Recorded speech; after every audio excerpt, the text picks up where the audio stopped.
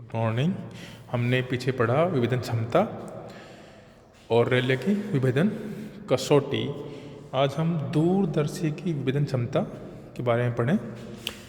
दूरदर्शी जो कि दूर की वस्तुओं को देखने के लिए काम में आता है।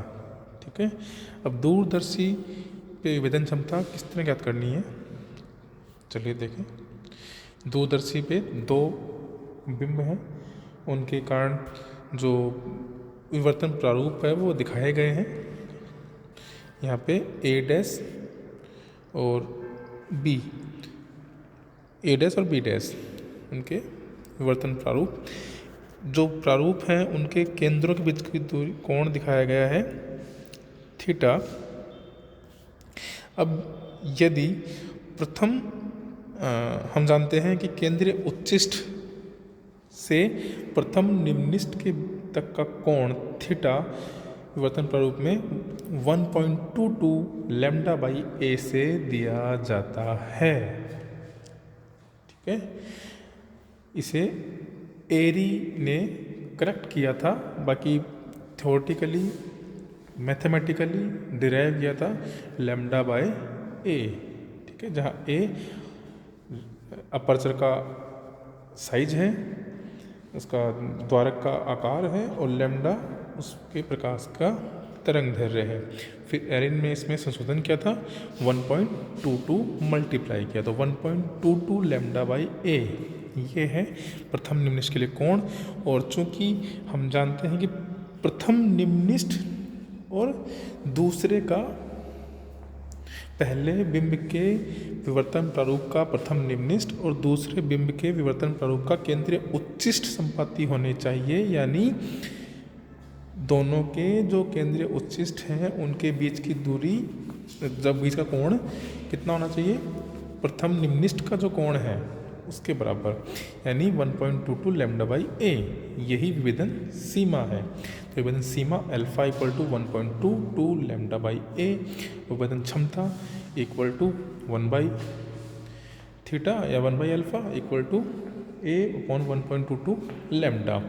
ये आ गया विभेदन सीमा क्षमता दूरदर्शी की। अब विभेदन क्षमता और आवर्धन क्षमता, इन दोनों में क्या रिलेशनशिप है दूरदर्शी के लिए।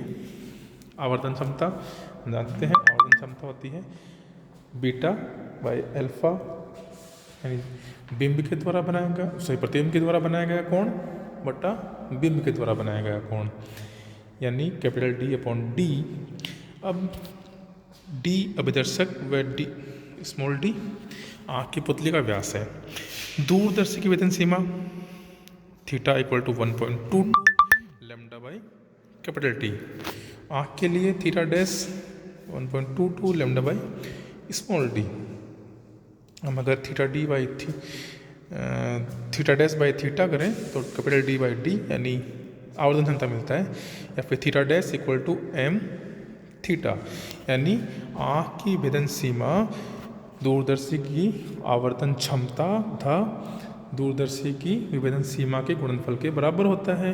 या फिर इसको हम इन्वर्स कर दें तो इस तरह कह सकते हैं कि दूरदर्शी की विभेदन क्षमता आँख की विभेदन क्षमता गुणा दूरदर्शी की आवर्धन क्षमता के बराबर होती है। ओके, आवर्धन क्षमता विभेदन क्षमता में संबंध दूरदर्शी द्वारा आवर्धित प्रतिबिंब बनाने की योग्यता का मापन उसकी आवर्धन क्षमता है, और दो अलग अलग जो बिंब हैं उनको विभेदित करने की, स्पष्ट देखने की क्षमता को विभेदन क्षमता कहते हैं। आवर्धन क्षमता लेंसों की फोकस दूरी पर निर्भर करती है, जबकि विभेदन क्षमता अभिदर्शक के व्यास पर निर्भर करती है, फोकस दूरी पे नहीं। अभी हमने देखा था पीछे सीमा के कारण विभेदन सीमा व्यास पर निर्भर करती है, इसलिए क्षमता भी व्यास पर निर्भर करती है। आवर्धन क्षमता प्रयुक्त प्रकाश के तरंग दैर्घ्य पर निर्भर नहीं करती है, जबकि विभेदन सीमा में आ रहा है, इसलिए विभेदन क्षमता उस तरंग दैर्घ्य पर भी निर्भर करती है।